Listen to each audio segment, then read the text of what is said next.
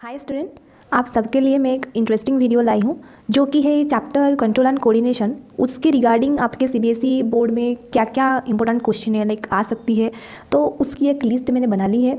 तो और इसकी रिगार्डिंग मतलब उसकी पीडीएफ एक मैंने दे दी है डिस्क्रिप्शन बॉक्स में। आप उससे भी जाके वहाँ पे पढ़ लेना, इसकी जो आंसर है और जो भी इंपॉर्टेंट कंसेप्ट है आप उसे जाके चेक कर लेना। तो चलिए शुरू करते हैं क्या क्या इंपॉर्टेंट क्वेश्चन है। तो पहले मैंने लिस्ट में रखा है ह्यूमन ब्रेन, अच्छे से लेवल होगा उसकी डायग्राम को यहाँ पे चेक कर लेना है ब्रेन को, और वहाँ पे आपको लेवल करना है। फोर ब्रेन हो गया, मिड ब्रेन हो गया और हाइंड ब्रेन हो गया, उसकी जो पार्ट है तो इन सबको लेवल करना है। और जो है इनके बारे में थोड़ी थोड़ी लिखना है, यानी कि जैसे फोर ब्रेन हो गया उसके अंदर कौन सी पार्ट है, सेरेब्रम हो गया, हमारा हाइपोथैलेमस थैलेमस आ गया। मिड ब्रेन की बारे में थोड़ी लिखना है, और हाइंड ब्रेन हो गया उसकी जो पार्ट है, पॉन्स आ गया, सेरेबेलम आ गया, और हमारा जो हो गया मिडुला ऑब्लंगेटा, तो उनके बारे में भी आपको लिखना है 2 to 3 लाइन। ठीक है, तो अगर आपको जैसे कि ये एक लॉन्ग क्वेश्चन आ गया तो आप सबके बारे में थोड़े थोड़े लिखना है, लेकिन आपको अगर सिर्फ सेरेब्रम के बारे में बोला होगा कि उसके बारे में शॉर्ट नोट लिखनी है, तो आपको तो ऑब्वियसली 2 to 3 लाइन तो आपको देख के जाना है, क्योंकि अगर 2 to 3 लाइन देखोगे तो अगर मार्क के हिसाब से आप उसको लिखना है। ठीक है, तो ये हो गया ब्रेन, उसको आप कंप्लीटली इसको देख लेना है, अपने कोचिंग मटेरियल्स हो गया। और अगर आप देखना चाहते हो तो मैं इसके पीडीएफ भी दे दी है और उसकी डायग्राम की भी पीडीएफ दे दी है, जो कि आप उसको चेक कर सकते हैं। नेक्स्ट जो फेनोमेना है वो है फोटोट्रॉपिज्म की रिगार्डिंग प्रीवियस ईयर में बहुत बार क्वेश्चन पूछा गया है, तो इसको आप कंसिडर करना। और यहाँ पे फोटोट्रॉपिज्म की एक डायग्राम दे देनी है। ठीक है, अगर लॉन्ग क्वेश्चन है तो यहाँ पे एक फोटोट्रॉपिज्म की डायग्राम देनी है। और फोटोट्रॉपिज्म क्या है, यानी कि जो प्लांट होती है ना, तो प्लांट की लाइट की तरफ जो रिस्पॉन्स है उसको हम बोलते हैं फोटोट्रॉपिज्म। तो उसको आप लिखना है, प्लांट की जो रिस्पॉन्स होती है ना लाइट को लेकर, उसको हम बोलते हैं फोटोट्रॉपिज्म। तो उसके बारे में लिखना है और इसकी फंक्शन लिखना है और एक डायग्राम दे देनी है और एक एग्जाम्पल, जो कि ना ऑक्सीजन डिपॉजिट हो गया और वहाँ पे वो लाइट की तरफ वो उसकी बेंड हो गई पार्ट प्लांट की, तो वो एक बेस्ट एग्जाम्पल है। तो वहाँ पे आप फोटोट्रॉपिज्म की लिख सकते हैं उसके बारे में। नेक्स्ट जो है न्यूरॉन, ये भी एक इंपॉर्टेंट कंसेप्ट है। आपको न्यूरॉन की सिर्फ और सिर्फ अगर स्ट्रक्चर भी पूछ लेगा ना, यहाँ पे वो 3 मार्क टाइप क्वेश्चन आ जाएगी कि आपको एक न्यूरॉन की स्ट्रक्चर बनानी है, यानी कि उसकी डायग्राम बनानी है और उसके बारे में थोड़ी सी लेवल करना है। ठीक है, उसको लेवल करना है, ठीक है, डायग्राम को।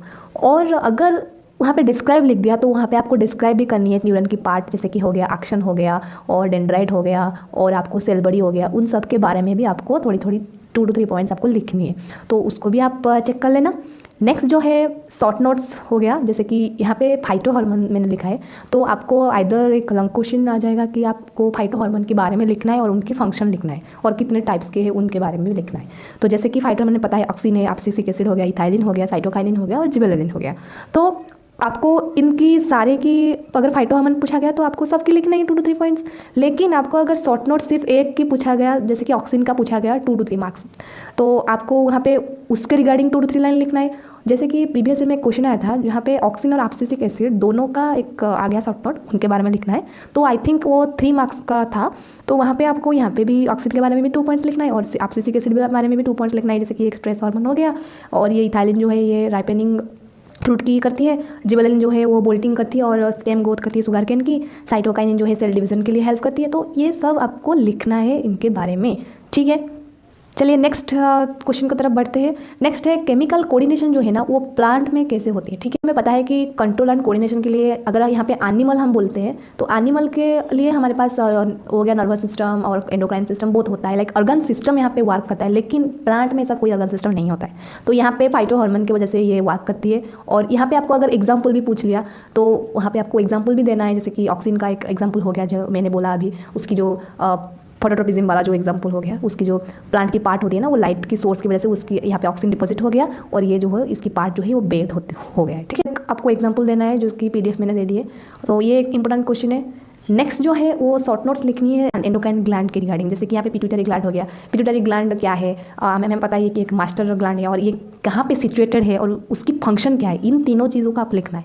पहले तो ये क्या है, और दूसरी ये कहाँ पे सिचुएटेड है, तीसरी इसकी फंक्शन को आपको लिखना है, और यहाँ पे कौन सी हार्मोन भी सीक्रेट होती है उसको भी आप लिखना है।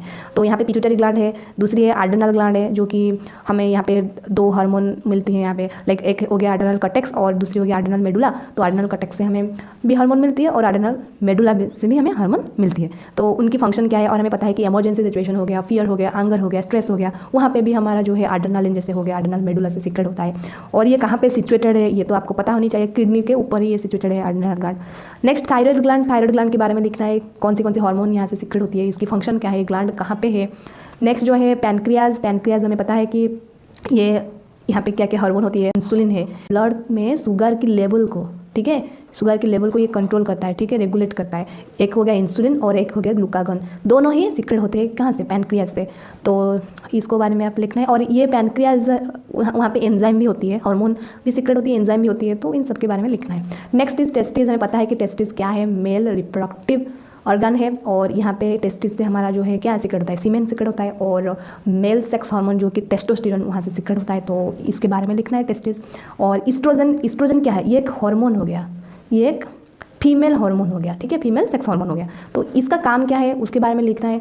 और नेक्स्ट हो गया ओभारी क्या है, ओभारी फीमेल रिप्रोडक्टिव ऑर्गन है, ये एक प्राइमरी सेक्स ऑर्गन है फीमेल का, और ये टेस्टिस जो है ये एक प्राइमरी सेक्स ऑर्गन है मेल का। ओभारी से हमारा ईस्ट्रोजन सीक्रेट होता है, तो इसका फंक्शन क्या है, इस सब के बारे में, लाइक ग्लैंड के बारे में आपको लिखना है, ठीक है।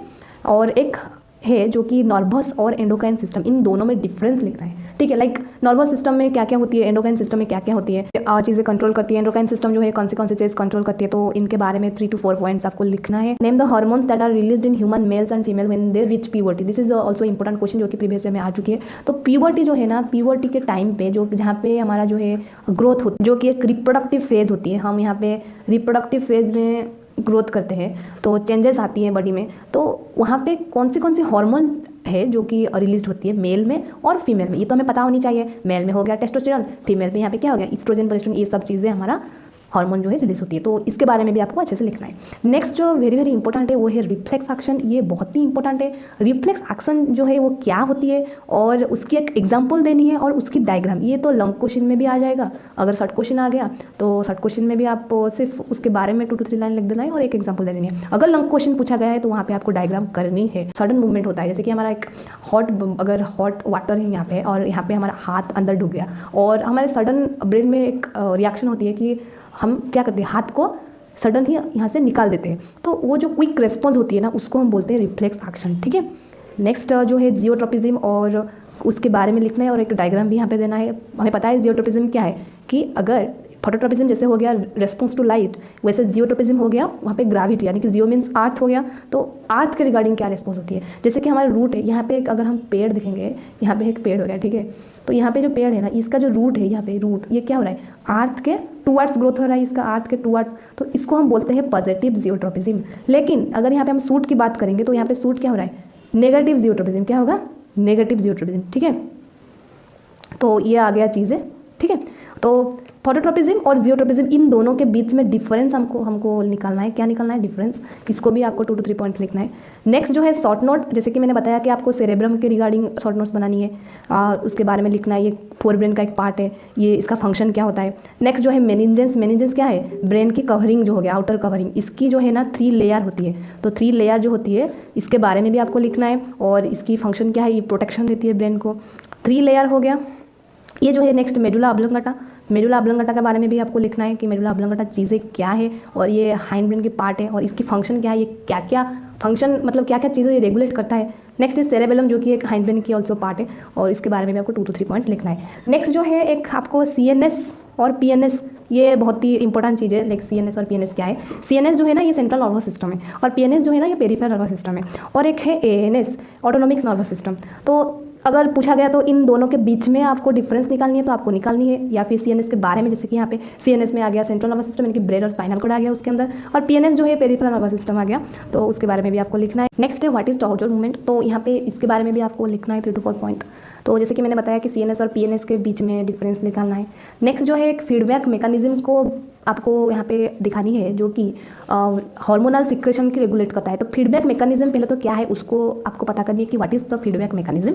नेक्स्ट इसकी एक एग्जांपल देनी है, पॉजिटिव हो गया, नेगेटिव फीडबैक हो गया, और यहाँ पे हार्मोन कैसे काम करता है तो उसके बारे में आपको लिखना है।